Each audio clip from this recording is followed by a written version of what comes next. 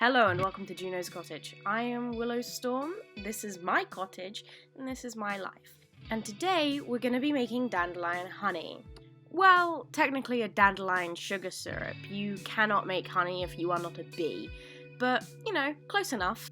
But it's spring, and that means one thing and one thing only. Everything is coming out to bloom in full force, including those pesky weeds known as dandelions.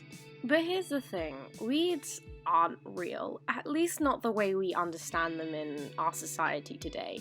We understand a weed as a completely useless plant, but no plant is completely useless, and a dandelion is in fact very useful. You can use every part of a dandelion to make something. You can eat the root, you can eat the leaves, you can eat the flower. You can make teas, salads, and syrups. And so today we're going to turn this pesky problem plant into a delicious honey. So first what we're going to do is collect our dandelions.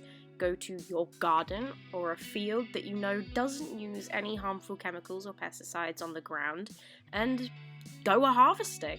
Now, when you're picking your flowers, make sure to only get the head and make sure they're fully bloomed like this one. You want to get that pollen for that sweet honey flavor. These ones that haven't fully ripened, you can use them, but they aren't gonna be as good, but whatever works. However many dandelions to pick is completely up to how much honey you want, but I would say get a bit more than you think you're gonna need. This is how many I got, and I didn't even end up using all of them. Dandelions are a flower that's in abundance, so don't worry about picking more than you're gonna need. Once you've picked all your flowers, leave them to sit for a bit and all the bugs will just naturally come out, no worries. Now this next step is optional. It is very finicky, so I get that people that don't have a lot of time may not want to do it, but I really like to do it because I think it gives my honey a sweeter, better flavor. What this step is removing the yellow petals with the pollen away from the green leafy bit. This is because the green leafy bit muddies the colour of the honey. You don't get that lovely golden yellow, but also I find the green bit in dandelions incredibly bitter, and I have a very strong sweet tooth. I want to use this instead of normal sugar in most of my teas and other things, so I don't want to leave in the green bit. But if that's something you don't mind, or in fact would prefer a bit more of a bitter flavour, then you can go right ahead and skip this step. Now you're going to want to get yourself a sizable lemon and chop it into lovely little slices. Add your slices to your dandelions. I would recommend about 2 to 3 slices of lemon to every litre of water that you add. And I would be adding about 300 milliliters of water to every 100 grams of dandelion that you have in your recipe. Now that you've added all of those ingredients together, put them to a boil. Once boiled, leave them to simmer for about 20 to 30 minutes, remembering to stir regularly. After these 20 to 30 minutes, take your recipe off the heat and leave it to sit overnight. The next morning, take a cheesecloth and strain your recipe through it, making sure to squeeze all of the liquid out of your petals. You should be getting a gorgeous honey-coloured liquid. You will be getting very soggy and sticky hands, so it's totally okay if you want to wear gloves, but if you don't, remember, wash your hands. You will get these leftover petals, and these can just go straight into your compost. Once you've got your lovely golden liquid, add it back into a pan, straight onto the heat to simmer, but you never really want to let it boil. I like to do this part on my wood burner because the wood burner provides a nice even heat to all of the liquid, and because it's a slow process adding the sugar and I don't want to waste gas. For every litre of your liquid that you have, you should be adding about 750 grams of sugar, more or less depending on your tastes. If you add too little, then you won't get a syrup, it will just be a liquid. Brown/unrefined sugar is the most popular sugar to use in this recipe because it's what gives you that nice honey flavour, because bees don't have processed bleached sugar, as well as it being known to be slightly better for you. But brown sugar is incredibly expensive in most places. I know it's very expensive where I am and where I grew up as well, so please do not feel shame if you use processed sugar, because you've got to use what's available to you. I used white sugar last year and honestly it does not have much of an effect on this recipe after trying it out with brown sugar this year. Do what's best for you. This is supposed to be a cheap recipe. Once you've boiled your recipe down to a thick liquid, a syrup, it's done and you are ready to put it in your clean and sterile jars. Make sure your jars are warm because sudden temperature changes can cause glass to break. I control this by only putting in a tiny bit of the hot liquid at a time. This is to prevent that massive shock to the glass and keeps it safe and intact. Once your jars are full and your honey is cooled down, you can put the lids on and you can store these in a cool, dark place and they will last for up to a year and even longer if you keep them in your fridge.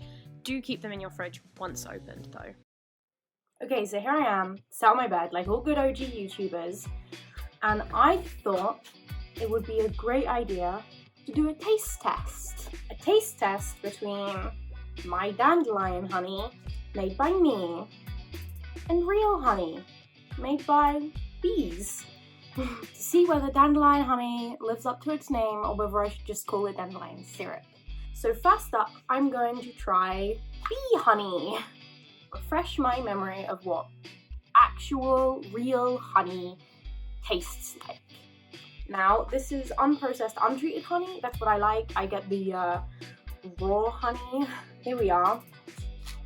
There it goes. This is the honey I bought from the market, if you remember. See, it says Medis on the front. That was my attempt at pronouncing it, which just means honey, but in Latvian. So I live in Latvia now. Latvian word of the day, medis. So here it is. You can see it's in its solid form because it stays quite cool in the cupboard, so it crystallizes, which is what real untreated honey does. So let's take a bite. I don't want to take too much. I'm not trying to just eat honey here. Don't get me wrong, I love honey, but eating teaspoons of it at a time is not really my hobby. Here is my spoonful of honey. As you can see, it's very soft. I don't know if you can tell, but you can see the granules in it. Let's give it a test.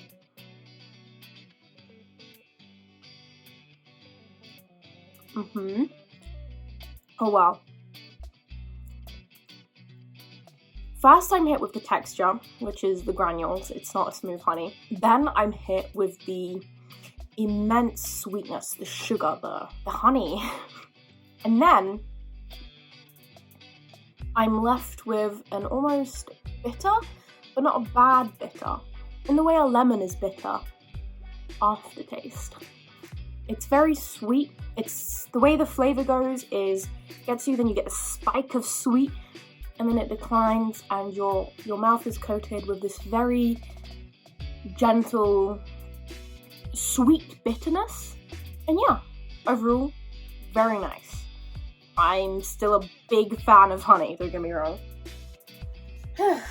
So next up, we have my dandelion honey in a reused honey jar. As you can see, it says Medis on the front again.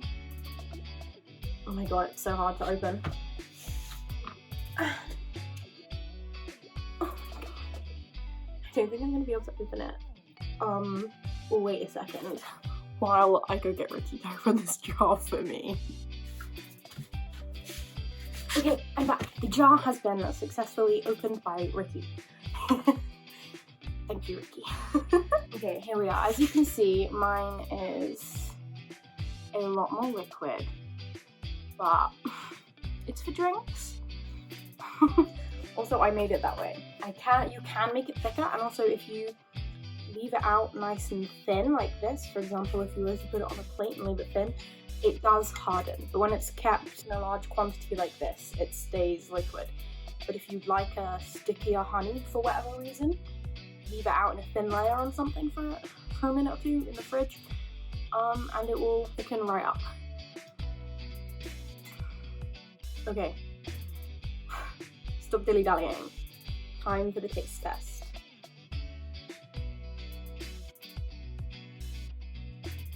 Oh wow. This hits you right away. Unlike the honey, which builds up and then spikes, this hits you right away, and it sits for longer. Then, as it fades away, you do get those bitter but sweet bitter aftertastes, and it has a much more distinct flavor because this is just dandelion and you can really taste it.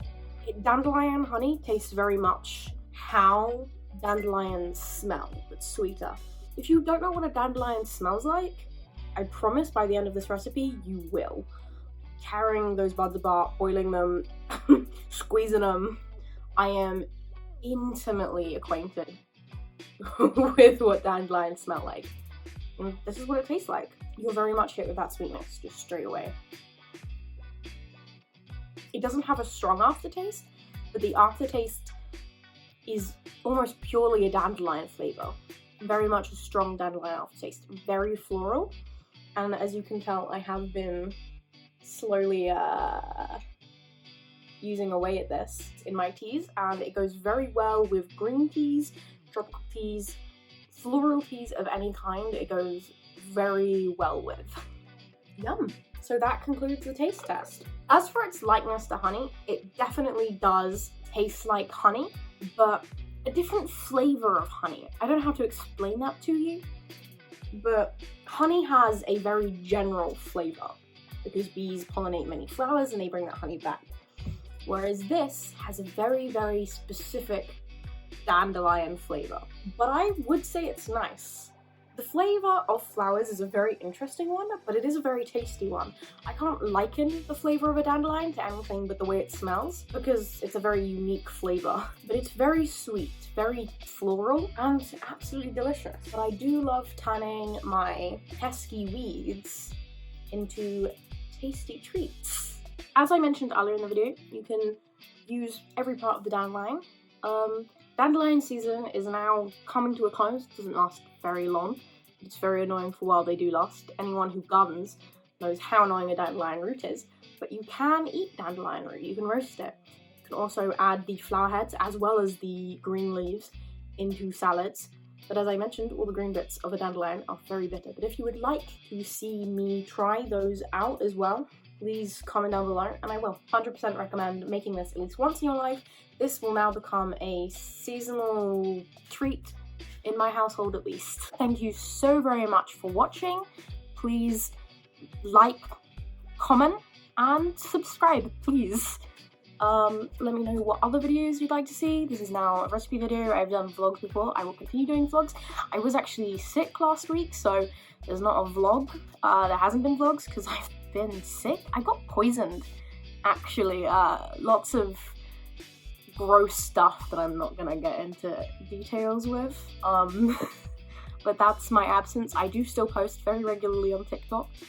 So if there's not a vlog or a YouTube video of any kind, you can hop onto my TikTok to see what I'm up to. And I will see you in my next video. Thank you.